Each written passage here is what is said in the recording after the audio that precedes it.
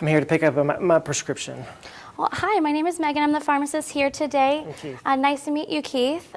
Is this prescription for you or for someone else? It's for my son, Blake Underwood. For your son, Blake. And can you verify his date of birth for me? Sure. It's it's May 31st, 2013. Okay. So it looks like this is a new prescription I have on file for Blake, so I'd like to spend a few minutes of your time to go over some of the information. Sure. Do you have that time to spend with me today? Yes, that sounds good. Okay, go ahead and take a seat. All right. I'd also like to just verify the information I have on Blake's profile. So could you just verify that this is still his address and phone number? Yes, that's correct. All right. And what allergies does he have?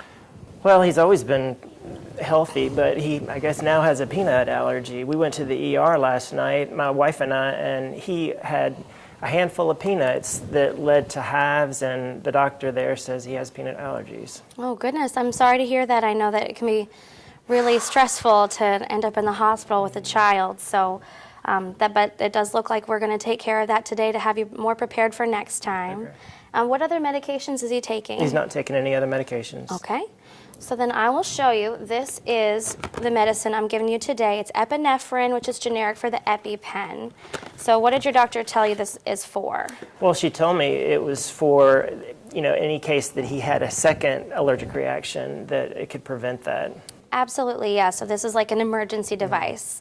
So how did the doctor tell you to use it? Well, she said that you all would explain it to me. Yes, I can do that for you. So there are actually little picture instructions here on the side, but I'll show you as well. Okay. You're going to hold it kind of like a spear, and you're going to hold it blue to the sky and orange to the thigh. If you notice he's having an allergic reaction, what you're going to do is you're going to take this blue safety cap off, and it doesn't matter if he's got jeans on. You can actually use this through jeans. And you will just put it right down on the outside of his thigh, press it down and hold it in. You'll hear a click, and you're going to hold it in for 10 seconds. And then when you release, the orange safety cap will cover the needle, so you're not worried about... Needle? I'm scared of needles. Oh, yes, I understand. Nobody's really a big fan of needles. With this, though, it is going to save his life. So there's no chance that you will be pierced with a needle. He'll just get that one stick, but it will help him start breathing again. So hopefully at the end of this, it'll all be worth it. But it will protect you from the needle, so there won't be any chance of you being pierced. You'll just actually put it back in the box, and then as soon as you give this to Blake, call 911. Even if he starts to feel better, you're still going to call 911 and take him to the hospital so the doctors can follow up with him and make sure he doesn't have any more further problems after the allergic reaction. You're going to want to store this in a cool, dry place out of reach of children and pets. And then you also have 2 refills left. So if you ever do use this, you'll just call me and I'll refill it for you again, because we always want you to have one on hand in case of emergencies. Okay.